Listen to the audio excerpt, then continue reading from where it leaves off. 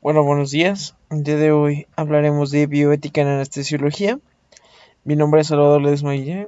Soy médico residente de segundo año de anestesiología del Hospital Regional General Ignacio Zaragoza del Iste. Así que empecemos con el tema del día de hoy. Bueno, primero que nada hablaremos un poco del significado y de dónde viene la palabra bioética. Bueno, la palabra tal cual bioética viene de dos términos griegos, que en este caso sería bios y ética, que significan vida y ética. Y bueno, que significan vida y ética, entendiéndose como la ética de la vida.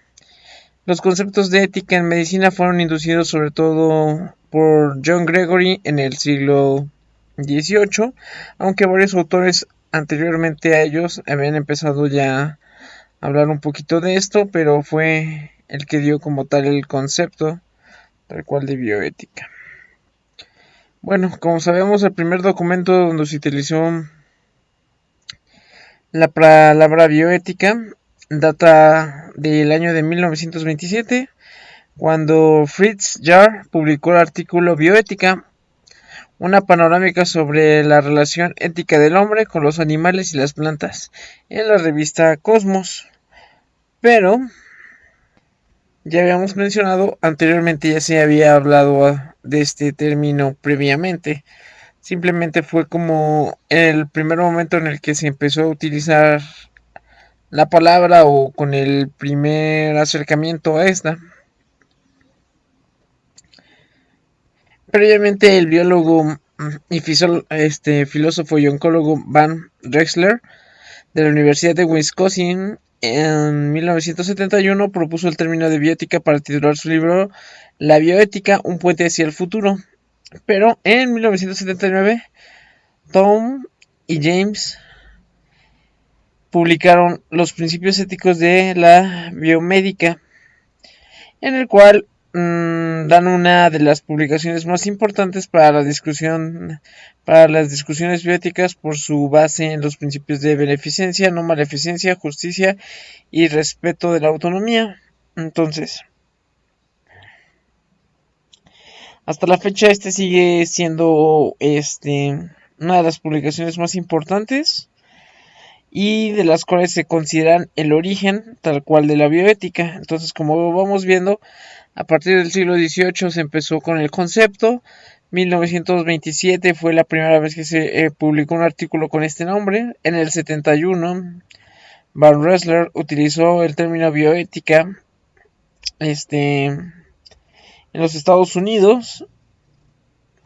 Y en el 79 se publican los principios éticos de la bioética, pero relacionados hacia la biomédica. Entonces, como podemos ver, ha sido un camino un poquito largo acerca de la bioética para poder tener un poco de conocimiento de esto y un poquito de evolución.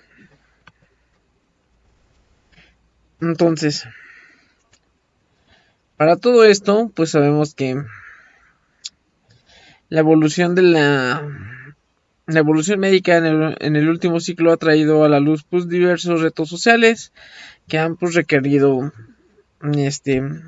ciertas soluciones a todo esto. Bueno, también ha habido ciertos hechos históricos que han impactado y han obligado a la decisión, a las discusiones éticas a nivel médico. Y pues cabe resaltar obviamente que en la Segunda Guerra Mundial se siente el precedente de discusiones para generar las reglas para la investigación en seres humanos. De ahí es donde se promulga o se genera el famoso Código de Nuremberg, esto en 1948. Esto obviamente se da porque, pues, como se define, pues la medicina es la más humana de las ciencias y la más científica de las humanidades, por lo cual el médico jamás puede deshumanizarse en nombre de la ciencia, porque la ciencia existe por y para el hombre y para la protección de su hábitat. Entonces de ahí es que empezaron a surgir diversos consensos y la importancia de estos para poder hablar acerca de la ética médica. Como habíamos visto en clases anteriores, ya se tocó el tema de la ética en el anestesiólogo. Y aquí solamente vamos a hacer un poco de recordatorio acerca de los principios básicos de la bioética. Ahora, hablando un poquito de su origen en México, desde 1970 México se ha esforzado en institucionalizar el desarrollo de la bioética. Como ya vimos anteriormente, en otros países empezó un poquito antes y México no ha quedado rezagado en este sentido. Entonces, como resultado, pues se han fundado diversas instituciones como la Comisión Nacional de Bioética, la Conbioética, en 1992, y la Academia Nacional Mexicana de Bioética en 1995 y el Colegio de Bioética en el 2003.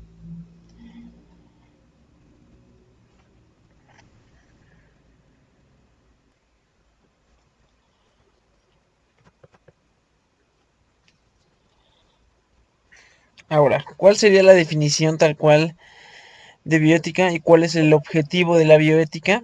Bueno, pues de acuerdo con la Encyclopedia of Bioethics, la bioética se define como el estudio sistemático de la conducta humana en el campo de las ciencias de la vida y del cuidado de la salud. Y bueno, esta va a ser examinada a la luz de los valores y de los principios morales. Y básicamente su objetivo como tal es animar al debate y al diálogo interdisciplinario entre la medicina, la filosofía y la ética como tal. Diversas escuelas han clasificado o tienen una diferente definición de bioética. Por ejemplo, la Escuela Latinoamericana de Bioética va a contemplar la bioética como una disciplina integradora de distintos campos de conocimiento, instituciones y personas. Y bueno, obviamente que van a denotar la renovación del esfuerzo comprensivo en torno a lo humano y cuyo sustento ético con relación a la salud. Todo esto en base a la investigación, la formación profesional y la técnica. Por otro lado, de acuerdo a diversos autores, también se ha considerado como un concepto integral de bioética sería el estímulo sistemático e interdisciplinario de las acciones del hombre sobre la vida humana, vegetal, animal, considerándolo y a sus implicaciones antropológicas y éticas con la finalidad de ver racionalmente aquello que es bueno para el hombre y las futuras generaciones y el ecosistema. Entonces, como ya vimos, el objetivo de la bioética ya lo habíamos mencionado y este objetivo como tal fue instituido en 1969 de acuerdo a Hastings Center en el Instituto de Kennedy en Estados Unidos. Ahora, ¿cuáles son los principios bioéticos? Bueno, como ya habíamos comentado anteriormente, en 1979, Tom Bichaus y James Childress publicaron los principios éticos de la biomédica y en fue donde se publicaron los 4 principios bioéticos, que en este caso serían en la beneficencia, donde se refiere a proteger y promover los intereses del paciente para darle bienestar y eliminar el daño. La no maleficencia, que está basado en el dicho primum non nocere, que es primero no hacer daño, y promueve evitar hacer daño al paciente directamente o por falta de acción, y tiene la cualidad de que al actuar contra este principio tiene un castigo moral y legal en la modalidad del delito culposo o delito doloso. La autonomía, que va a ser definida como el reconocimiento a cada individuo a tener sus propias opiniones, ser capaz de tomar sus propias decisiones y determinar su destino según sus valores, cultura, expectativa y creencias. Y tiene como característica que para poder ejercerla se requiere libertad y racionalidad. Por último, la justicia, y este principio va a ser un poquito más difícil de definir y va a aplicar o es referido por Rawls, quien es el creador de la justicia contractual, como equidad, entendiéndose la justa distribución universal de los cuidados de la salud. Entonces, como podemos ver, ya estos son los 4 principios bioéticos que desde 1979 ya habían sido enunciados, pero en México hay un principio más que se ha añadido últimamente y que subyace sobre todo a nivel de la población en México, que es la solidaridad. y este nos habla acerca de que en el contexto de la bioética médica se describe como la comprensión y el apoyo social que se da al enfermo por parte del médico a través de su relación médico-paciente y que puede existir a distintos niveles, tanto interpersonal, institucional o incluso legal. Entonces, como ya hemos visto, a nivel México la biótica tampoco se ha quedado tan estancada como uno pensaría y ellos integran hasta un quinto principio que es la solidaridad. Ahora, atañando a lo que nos importa o a lo que es el tema en esencial, que sería el anestesiólogo y la bioética, bueno, pues se sabe que la anestesiología, de acuerdo a la definición de la Sociedad Americana de Anestesiología, es la práctica de la medicina dedicada al alivio del dolor agudo o crónico, al cuidado del paciente quirúrgico antes, durante y después del acto quirúrgico. Pero también, sin embargo, habría que añadir que los cuidados del enfermo sometido a una sedación, en procedimientos dolorosos no quirúrgicos, el soporte del paciente crítico y la participación en cuidados paliativos al final de la vida también son actos que atañen al anestesiólogo. Entonces, es muy importante mencionar que todo esto va a contemplar diversos aspectos en el ejercicio de la profesión. Obviamente también se equipara con esto la docencia y la investigación. Entonces podemos decir que el anestesiólogo como tal, en base a la definición de la Sociedad Americana de Anestesiología, se queda corto realmente en lo que realmente hace con respecto al tema bioético y con respecto a lo que realmente un anestesiólogo abarca como tal, que no solamente es la primera definición que vimos.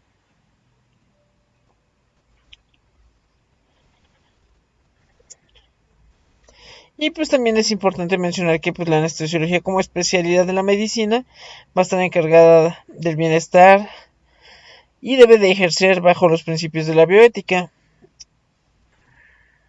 Entonces, al ser parte de la bioética, la especialidad como tal obliga a tener la práctica de la misma a través del desarrollo de una cultura ética en los hospitales, donde se va a reconocer obviamente dilemas éticos, donde se realice el discernimiento ético a través de las reflexiones, al saber actuar y encarar los conflictos éticos cambiantes de la medicina moderna y enseñar esto tanto a residentes, a colegas y a todo el servicio como tal de anestesiología. Entonces, siempre se ha creído que la anestesia es un sistema un poco cerrado, pero como podemos ver somos una especialidad en la cual estamos inmiscuidos completamente en la bioética y bueno, damos un poco de, ¿cómo decirlo? Un poco de todo a todas las especialidades, ya que estamos,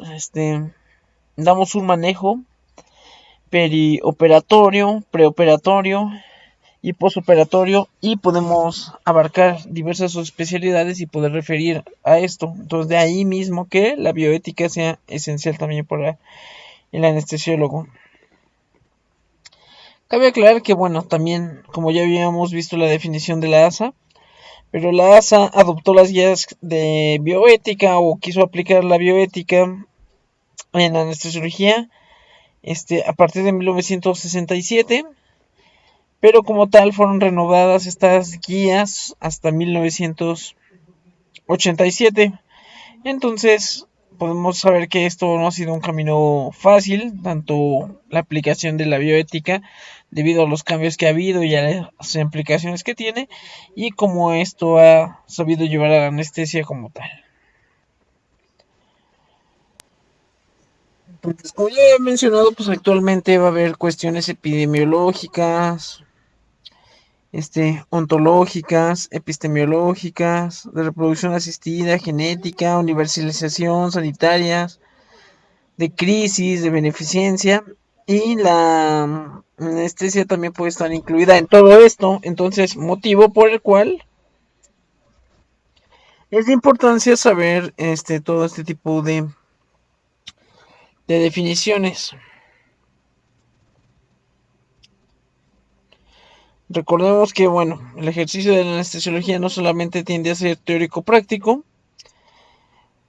y bueno, es importante tratar de desarrollar todas este tipo de cualidades en todos nuestros médicos anestesiólogos para poder tener un mejor manejo de estos temas. Ahora, una vez hablado un poquito de esto, veamos cómo se correlaciona los principios fundamentales de la bioética aplicados a la anestesiología.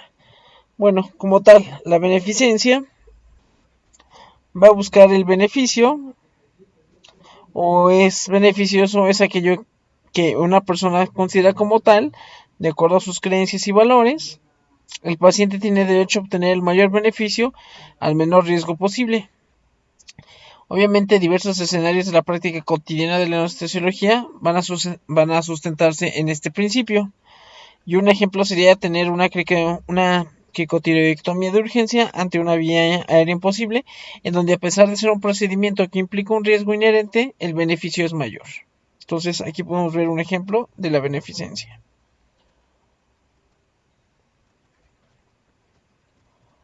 Ahora, la no maleficencia, que va a establecer la prioridad del interés del ser humano y de su vida por encima de cualquier otro interés social o colectivo.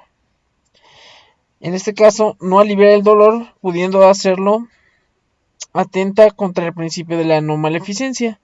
Y bueno, la competencia profesional es fundamental para no incurrir en la no maleficencia, pues es la garantía que protege al paciente contra el daño que nos está obligando a soportar. Aquí podemos ver otro ejemplo de cómo podría utilizar la no maleficencia un anestesiólogo.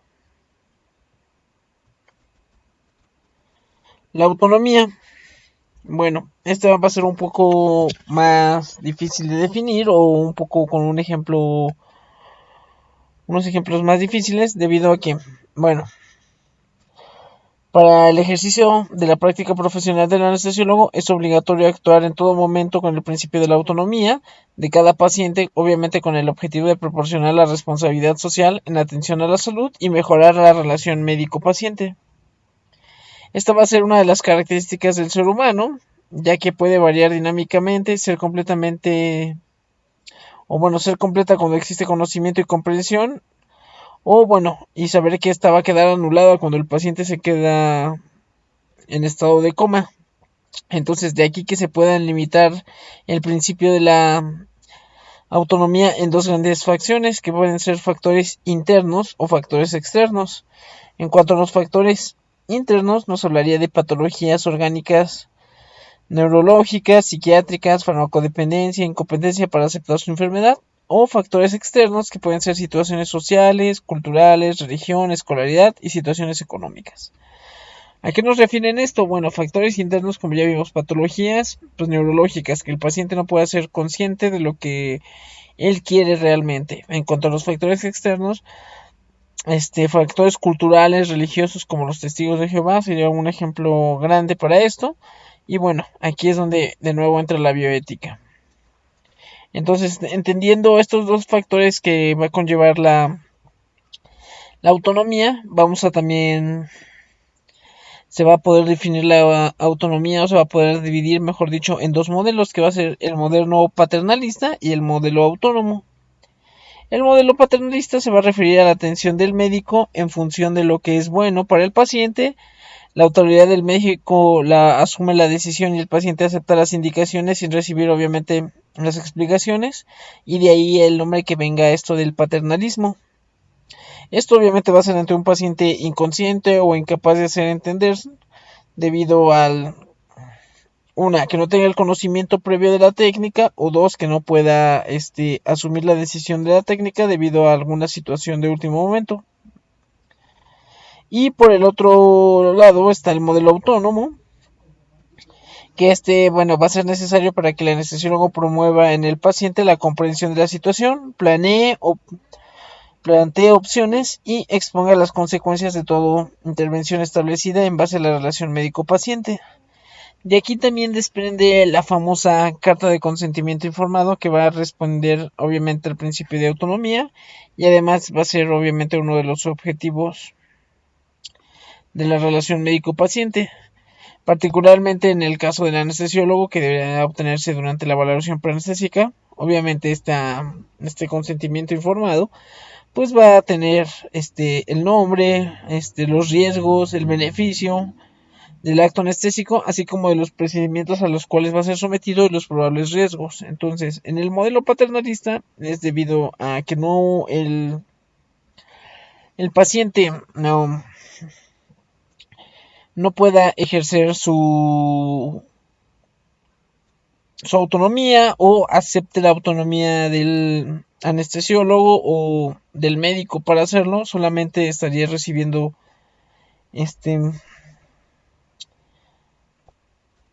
la acción o la decisión por parte del médico, y en el modelo autónomo es que se trata de explicar, que sería lo ideal, plantear todas las situaciones y que si hay alguna complicación o alguna duda se plantee. Obviamente debido a pues, las patologías, como ya vimos, factores externos, factores internos, a veces no es posible esto. De aquí que la anestesiología esté muy ligada a la bioética y a los procedimientos que se pueden generar o no.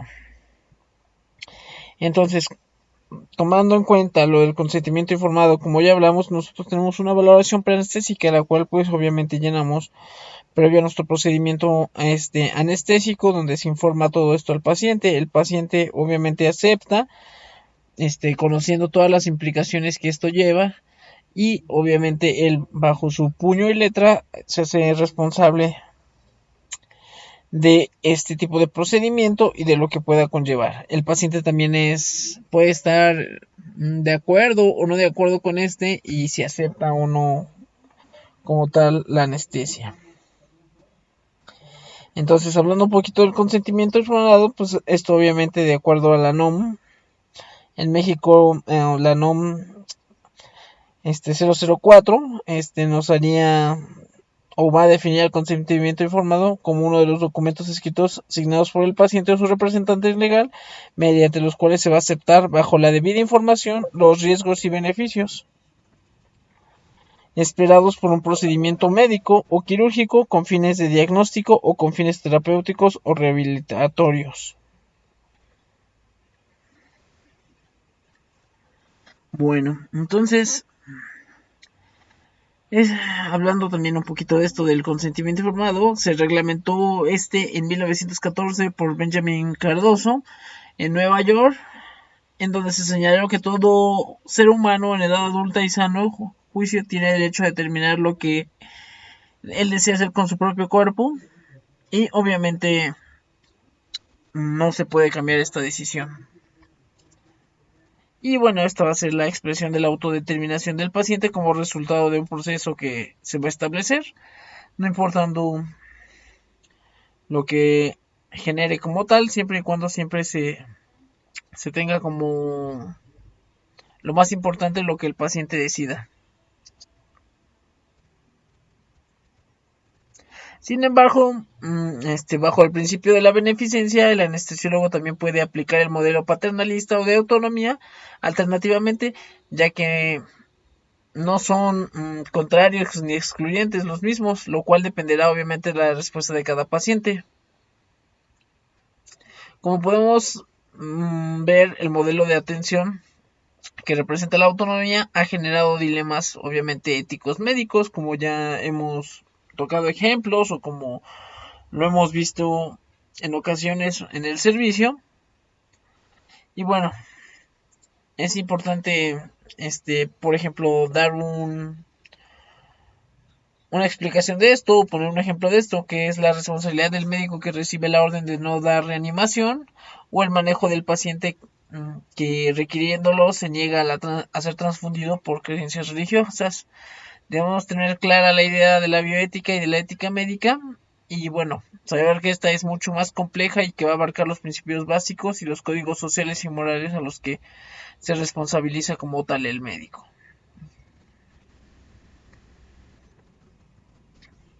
Y bueno, esto es lo que ya habíamos comentado un poquito antes acerca del consentimiento informado. Por último tenemos a la justicia, que bueno, siendo la universalización de los servicios de salud, su principal doctrina va a responder a dar a cada uno de estos lo que es debido, y en donde en ocasiones es un dilema ético la calidad del quehacer diario del anestesiólogo por los recursos del sistema de salud para ejercer su profesión con la calidad necesaria. Y por último, bueno, tendremos a la solidaridad, que bueno, este fue un principio que se está estableciendo pues en México como tal, y bueno, este lo aplicaríamos en nuestro país como entender a nuestra población. El anestesiólogo debe solidarse con el paciente y con su familia, tanto en la consulta preanestésica como al momento de surgir un plan anestésico, recalcar al paciente lo que es para la comunidad y entender el ambiente personal, laboral, familiar, y respetar tanto a su enfermedad y darle un pronóstico, un tratamiento, y obviamente darle un respeto a su entorno personal, laboral, familiar con respecto a su enfermedad. Y bueno, como sabemos, pues bueno, la aplicación de la bioética y de sus principios fundamentales es parte esencial del ejercicio profesional del anestesiólogo. Obviamente, pues tenemos que ser conscientes de que se han generado más obligaciones y también responsabilidades en el ejercicio tal cual de la medicina en general y de la anestesiología, sobre todo debido a los avances científicos, tecnológicos y normativos y legales. Sin embargo, también la meta fundamental sigue siendo el compromiso moral hacia el cuidado ético del paciente, propiciando y respetando los principios bioéticos como tal. Entonces, dando un pequeño resumen de todo esto, podemos ver que la bioética es más importante de lo que se cree, y en la anestesiología no queda atrás, debido a que estamos implicados en diversas situaciones en las cuales el paciente tiene diversas situaciones en las cuales el médico anestesiólogo está implicado y tiene que tomar siempre la mejor decisión o la decisión adecuada en base a la bioética, siempre respetando al paciente y aplicando las 4, bueno, en México las 5 o los 5 principios bioéticos que se proponen. Obviamente a nivel internacional solamente serían 4, pero el saber que la bioética impone demasiado y que la anestesiología no está tan desapegada o no es desapegada a este tipo de ciencia, nos debería hacer entender que los pacientes no son enfermedades como tal, son pacientes que tienen un sentir, y el sentir del paciente es lo más importante para nosotros, y que el que nosotros nos podamos solidarizar ahora sí con nuestro paciente, entenderlo a él, a su familia, a su enfermedad y respetarlo como tal, tomando en cuenta siempre su cultura, su educación y todo esto, pues generará una mayor empatía tanto con los familiares como con el paciente como con nosotros. Entonces es un tema un poco amplio, siempre muy discutido y muy amplio también a nivel anestesiológico, debido a que cualquiera pensaría que la bioética solamente se va a basar en los principios que ya vimos y que se aplican a toda la medicina en general, pero la anestesia está muy implicada debido a los procedimientos que nosotros realizamos, debido a que no son procedimientos fáciles y son procedimientos que ponen en riesgo la vida de los pacientes si no se sabe expresar o no se puede dar a entender muy bien el procedimiento o lo difícil de este mismo. Pero bueno, esto sería todo de la clase de bioética. Es un tema algo complejo, a su vez muy extenso, pero también muy corto. Se presta mucho para el debate. La información ya es muy amplia también, pero tomando en base los principios bioéticos, pues siempre podemos sostener una buena solución y obviamente un buen entendimiento con nuestros pacientes. Pues sería la clase del día de hoy. Muchísimas gracias. Hasta luego.